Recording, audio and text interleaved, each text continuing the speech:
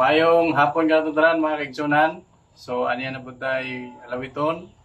Ngay share na kaninyo ang title ni Dungog ug Himaya.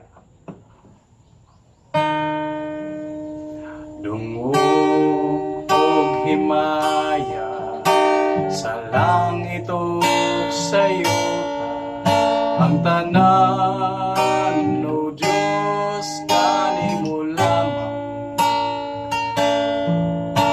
Ikaw puno sa gugma nga walay katapusan, o Diyos sawiton ko ang mo.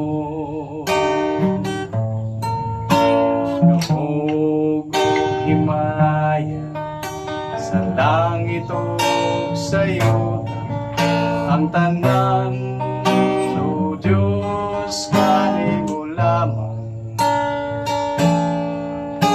Ikaw puno sa gugma nga walay katapusan, o Diyos sawiton ko ang gugma mo. Ginoong Diyos mahigugmaon sa tanan, nagtusog kay gunog simbahon ug halaran. Ang tanan kong gugma igatugyan ko kanimo, ang kinabuhi ko Diyos kanimo lamang. Dungog ug himaya sa langit ug sa yuta, ang tanan o Diyos kanimo lamang.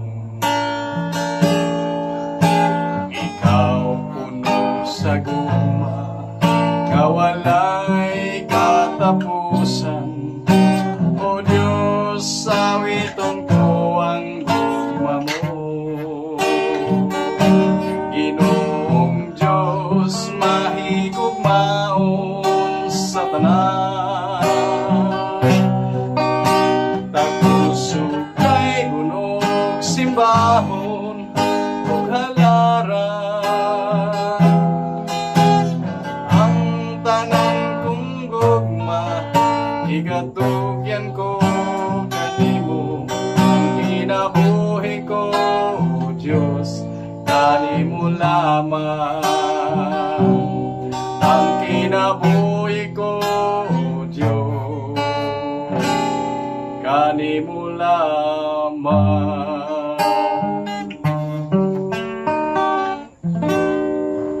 Higalang gisuon sa Ginoo ra gid nato ihalad ang atong ginabuhi. Wa na ilain atong halaran kundi siya lamang, kay siya man ang atong Dios nga tagiya sa atong ginabuhi.